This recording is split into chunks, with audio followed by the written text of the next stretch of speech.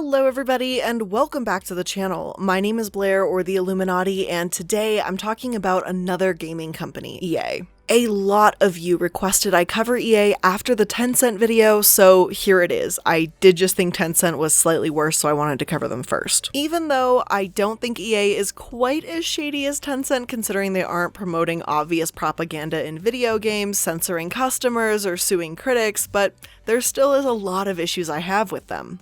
EA has ruined a lot of franchises for people as well, so today we'll get into why that is and the criticism they've faced because of it. But before we do that, let's talk about the company's history and how they rose to become such a gaming giant. Let's get into it. EA, or Electronic Arts, was founded by Trip Hawkins back in the 80s. Trip had a lifelong fascination with board games and Strat-O-Matic and Dungeons & Dragons, and felt like he was making real connections with people as he played and his brain was more active. I know some people are still under the whole video games rot your brain impression, but there's some amazing ones out there that really make you think. I'm a huge D&D fan, as you guys obviously know, and it definitely involves more problem solving and creativity than sitting in front of a television does. Anyways, Tripp went to Harvard, pursued an MBA at Stanford, and got a job at Apple in 1978. When he started there, Apple was tiny. They only had 50 employees and had only sold about 1,000 computers in the history of the company so far. 4 years after he started, they were a Fortune 500 company with 4,000 employees and nearly $1 billion in revenue. Things moved really fast for Apple.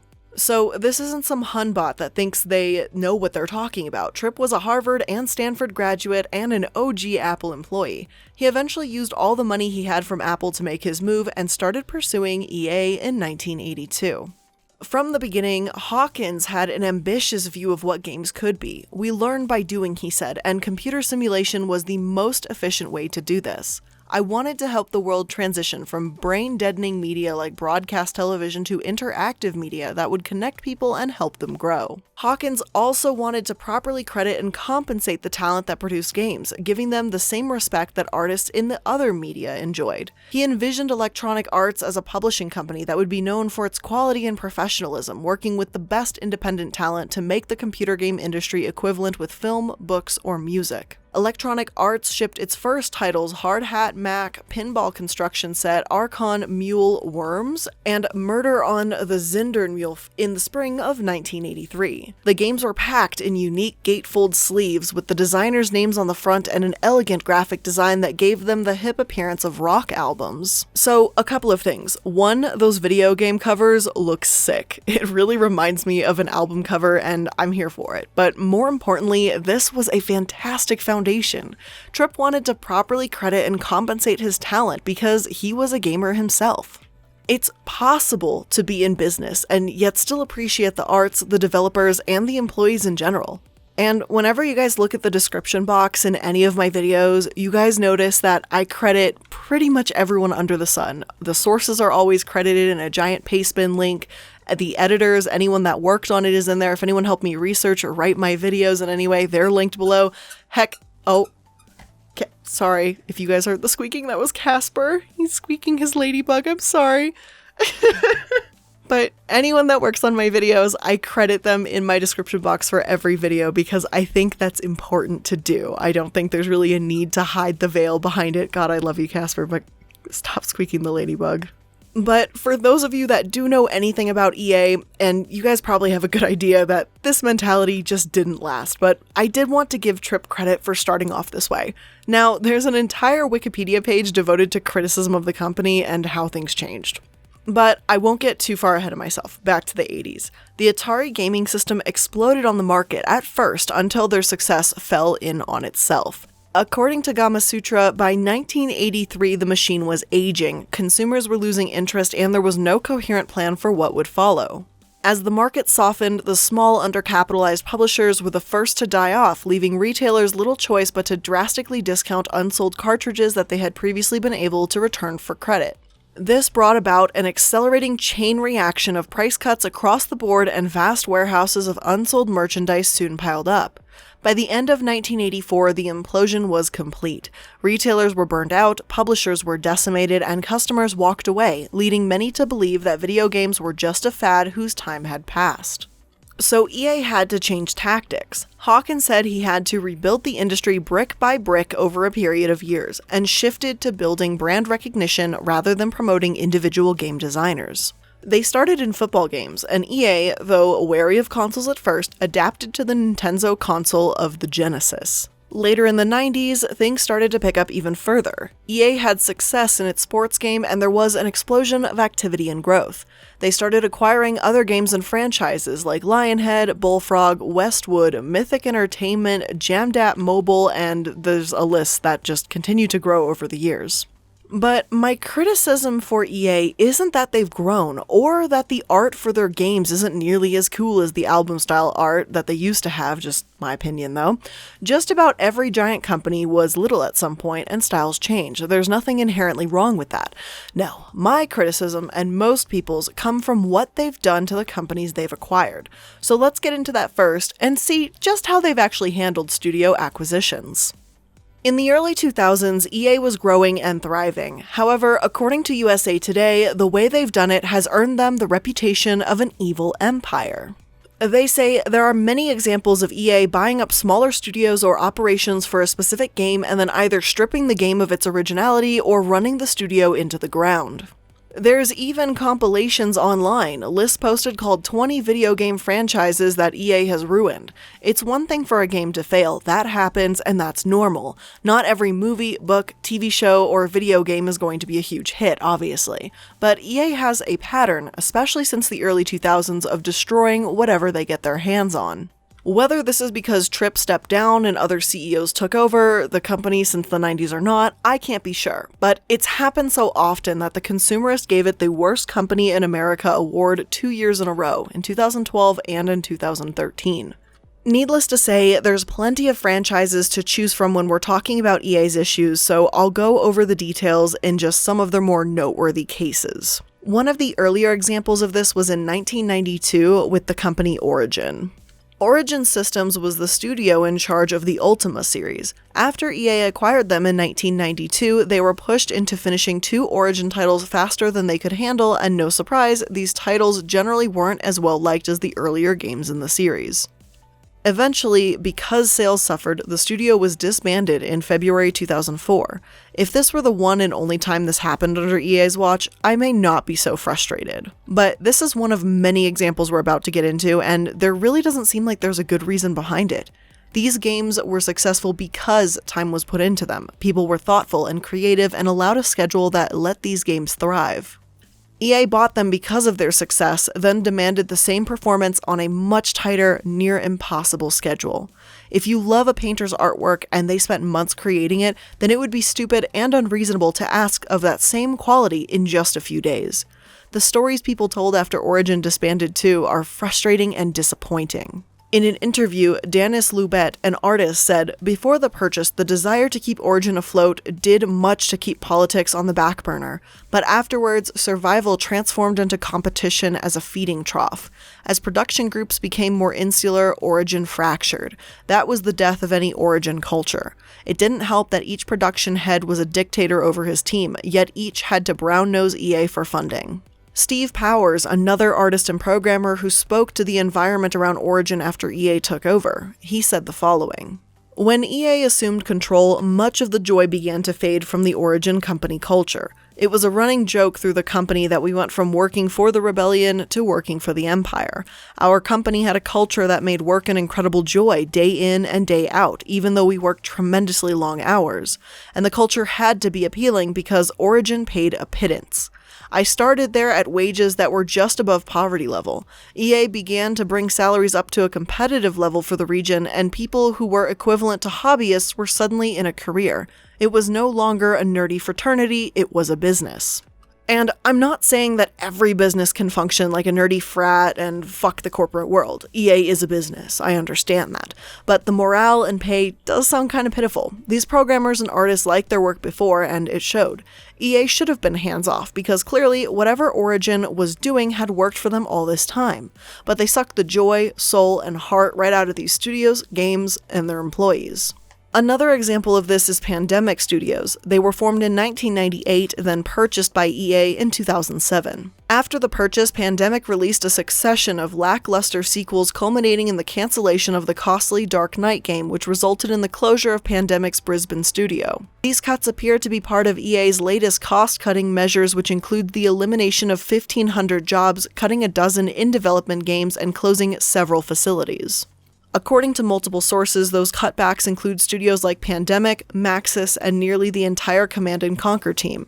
The closing of Pandemic Studios is the latest in the long line of acquisitions and then closures or integrations in the company's long history. Over the years, EA has acquired and later closed or absorbed employees from Origin Systems, Bullfrog Productions, Black Box Games, Maxis, Westwood Studios, and Pandemic's Brisbane, Australia, and Los Angeles locations. I've said this before, and I'll say it again. If you're going to be an asshole, be an honest asshole. EA has said multiple times in the past that they strive for being a player-first kind of company, but with this history of killing franchises and how fucking horribly they treat their employees, they're a money-first company, and players never. Plain and simple. We'll get more into the treatment of employees in just a bit, but can we just get a moment of silence for all of the beloved games EA has killed? And thank you. But seriously, I joke a little bit, but they've been acquiring and disbanding at least one franchise a year for a while now. The past 2 years, we haven't seen that as much somehow, but I'm not too confident that this quiet pattern will last. Hell, the former CEO, John Riticello, said it himself. When something's not meeting expectations, you can course correct it by giving it more time, more money, changing the concept, or killing the game, he said. If you're committed to quality, you take one of those paths. If you preclude any of those paths, quality will suffer. EA will kill a game or two a year, forever. Yeah, that sounds optimistic. Yeah, totally. But make no mistake, EA is where gaming franchises go to die. And they sure don't sound like they feel all that bad about brutally slaughtering these games before your eyes with comments like that. Yes, games do die, but EA is sure as hell speeding up the process with poor quality sequels, rushing projects, and offering minimal compensation. And speaking of destroying games, let's dive into one of their biggest controversies to die, and probably the biggest reason gamers loathe this company. The microtransactions, the loot crates, and what the fuck they did to Star Wars Battlefront 2. Star Wars Battlefront 2 is an action shooter game obviously based on the Star Wars movies released in late 2017. But this game has one gigantic issue, the microtransactions. We all know that spending a couple dollars here and there might buy you an extra life in the game, something like that, whatever. But there's a huge difference between paying for a slight advantage and paying to win. If you buy a game, you shouldn't have to link up your fucking credit card and buy a bunch of loot boxes to beat the game. That gives it an unfair advantage. But that's exactly what EA did with Star Wars. The game placed major emphasis on loot boxes, rewards players could use to win digital content that provides in-game advantages. Initially, loot boxes could be purchased using either real-world money or by achieving specific objectives in the game. Technically, no one was forced to buy them, however, players faced a trade-off between spending money and spending time to unlock the loot they wanted. And because everyone wanted to benefit as soon as possible, there was a strong incentive to take shortcuts by spending money rather than grinding. Now, here's the thing. If they did this bullshit and moved on, I'm not so sure there'd be a ton of controversy around this. I'm not saying there wouldn't be any, just not the absolute outrage that I saw when looking into this topic. One Redditor said it was a joke that he'd have to pay $80 to play as Darth Vader. $80, that's a huge expense just for a character. Through gameplay alone, a different Redditor calculated it would take 40 hours to unlock a character. It's just a garbage way to create a game. Like, with the free mobile apps, we all know that some of them are kinda scammy and you can't do anything fun unless you constantly pay into them. But for a game like this, where you've already paid a lot of money to have it, and for it to have that same attitude, it's just shitty, it's a bad look, and it's tacky. Now, back to the part that actually angers me more than anything and dumped fuel on this dumpster fire.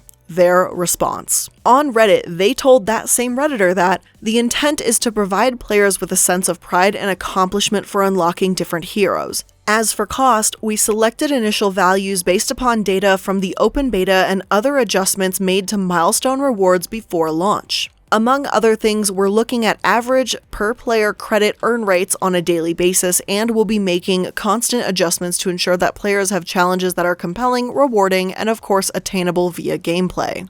We appreciate the candid feedback and the passion the community has put forth around the current topics here on Reddit, our forums, and across numerous social media outlets. Our team will continue to make changes and monitor community feedback and update everyone as soon and as often as we can. And let me just start by candidly saying, what the fuck? A sense of pride and accomplishment? Yeah, that might make sense as to why it might take time to get one. But if that's your intent, then why allow players to buy them at all? I'm sure developing games is pricey, but if money is an issue, just charge a couple bucks more for the game itself. EA's trying to act as if this was not a cash grab and that they made changes when nothing could be further from the truth. EA may have promised to be better, but the only reason they did this was because they were caught. EA had no ethical qualms releasing this product the way it was initially. When asked if they did, Polygon wrote that Carrie Hopkins, the vice president of legal and government affairs at EA, compared the loot boxes to Kinder Eggs, a chocolate treat with a toy in its center, and Hatchimals, a blind box-style toy hidden inside an egg. People like surprises, she said, but the comparison to Kinder Eggs was quite ironic given that the chocolate eggs were banned in the US until recently over concerns the prizes were a choking hazard. We do think the way we've implemented these kinds of mechanics is quite ethical and quite fun, she said. They aren't gambling, and we disagree that there's evidence that shows they lead to gambling. The British Parliament is investigating loot boxes over concern that they may constitute gambling and the potential harm that it could cause to children, citing anecdotal evidence and research that call loot boxes addictive. Loot boxes, microtransactions, and pay-to-win mechanisms have come under mainstream scrutiny over the past year. A bill to regulate them died in Hawaii's legislature, but a Republican senator recently introduced a bill with bipartisan support that would prohibit loot boxes in games marketed to or played by children. Loot boxes have been likened to gambling, a comparison that Electronic Arts and the Entertainment Software Association dispute. No ethical dilemma, even though bills have been introduced to regulate them, concerns have been expressed, and that they've been compared to gambling, but it's just ethical and fun. Sure, Jan. Then how come 2 years ago, Belgium and the Netherlands have found multiple loot boxes in games like Counter-Strike Global Offensive, Dota 2, and Overwatch are all forms of gambling, and developers such as Blizzard and Valve had to modify their games to comply with those regional regulations? Gambling might seem like fun, but that doesn't mean that it's ethical. At least, if I want to walk into a fucking casino, I know what I'm getting into, and adding this to games only proves how little they really do care about their players. But as if that wasn't bad enough, once an EA rep saw the absolute hate and backlash they faced for this game, they began bribing moderators on Reddit to remove certain posts about their game. Now, I know that this might sound stupid to some of you. It's like some petty internet drama, sure, but think about it this way. A representative from EA, a multi-billion-dollar company, thanked moderators from the 7th largest website in the world, a website with a massive gaming community, for removing posts and breaking Reddit rules and guidelines. This is noteworthy because not only does it prove that they don't want to listen to their fans, but it proves that their representatives have the moral backbone of an eclair. And yes, that is a John Mulaney quote. Now, I want to make it crystal clear that they weren't asking for the moderators to flat out remove anything negative. If that were the case, I'd be even more furious. I'd seen a lot of articles and YouTube videos acting like EA was demanding no one post bad reviews when that didn't seem to be the case. Updates say it's more along the lines of EA not wanting posts that break their NDA, but still violated Reddit's policies by doing this and provided alpha access as a thank you to mods. I just wanted to say that because as bad as it is, I don't want you thinking it was even worse. But even with that said, there's still more to talk about here. In June 2008, a lawsuit was filed against EA for using NFL players' names, likenesses, and logos. I get that the actual players will make the game sell, sure, but this was just a crappy move. I wouldn't want my name and image used without permission. I don't think anyone would. EA settled for $40 million to be paid between 200 to 300,000 players. As much money as that is, I've saved the best lawsuits for last, and by that I mean the most infuriating, teeth-grinding ones. So, in case you haven't heard of the term crunch time, it's a period of mandatory but often unpaid overtime that kicks in a few months before a release date. EA isn't the only company that does this by any means, but it was the wife of an EA employee that wrote an article on the topic exposing the secret world of crunch time and just how abusive this situation could get. She wrote, "My significant other works for Electronic Arts, and I'm what you might call a disgruntled spouse." EA's bright and shiny new corporate trademark is challenge everything. Where this applies is not exactly clear. Churning out one licensed football game after another doesn't sound challenging much of anything to me. It sounds like a money farm. To any EA executive that happens to read this, I have a good challenge for you. How about safe and sane labor practices for the people on whose backs you walk for millions? The current mandatory hours are 9 a.m. to 10 p.m. 7 days a week, with the occasional Saturday evening off for good behavior at 6:30 p.m. This averages out to an 85-hour work week.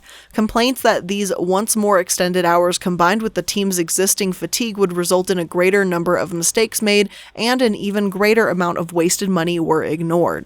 And the kicker, for the honor of this treatment, EA salaried employees received no overtime, no compensation time. Comp time is the equalization of time off for overtime. Any hours spent during the crunch accrue into days off after the product has shipped, and no additional sick or vacation leave. Time just goes away. This schedule is slowly becoming less common, but still as high. As of 2014, 38% of respondents say crunch times are 50 to 69 hours a week, when in 2004, when the EA Spouse article was written, it was 65 to 80 hours. But according to Business Insider, little has changed. They even stated in September 2018, suddenly the video game developer Telltale Games closed. Hundreds of employees were left without work seemingly out of nowhere and didn't even receive severance. One employee was said to be working until 3 a.m. until the night before with no inkling that the studio was about to let them and over 200 employees go, according to a Kotaku report. It was an extreme, tragic example of the tumultuous world of video game development, where layoffs are common even after a successful game ships. EA both did and didn't get away with their treatment of their engineers. A class action lawsuit of over $14.9 million took effect in 2006, 2 years after the EA Spouse article went viral. Yet at the same time, this treatment continued. The crunch time numbers are still high, and in 2009, EA overworked its BioWare studio into the ground. One former BioWare developer told me they would frequently find a private room in the office, shut the door, and just cry. People were so angry and sad all the time, they said. Said another, depression and anxiety are an epidemic within BioWare. I actually cannot count the amount of stress casualties we had on Mass Effect Andromeda or Anthem, said a third former BioWare developer in an email. A stress casualty at BioWare means someone had such a mental breakdown from the stress that they're just gone for 1 to 3 months. Some come back, some don't. EA needs to change, and well, almost every aspect. They aren't a player-first company. They're money first, and possibly only money first. They work their employees into the ground and, at least in this case, treat them as if they're dispensable. The games they take on from other studios often drop in quality because they're rushed, and as a result, they've killed studios at insane rates. I won't pretend they don't have games I enjoy or have played before. They own so much it would be difficult to say otherwise. It's just a shame to see a company that was once created by a guy who loved D&D and wanted to focus on the incredible designers morph into this kind of monstrosity. So, with that being said, that's where I'm going to end today's video. Let me know your thoughts, opinions, and everything down in the comment section below this video. If you guys are new to the channel, make sure to hit that like button. And if you want more content from me, you can always pop open that description box. You're going to find links to all of my social media, second channel for my puppy Casper, my collaboration channel with Sad Milk, and links for all of the cool stuff are down below. So again, guys, thank you so much for making it to another video. I love you so much, and I'll see you in the next one. Bye, guys!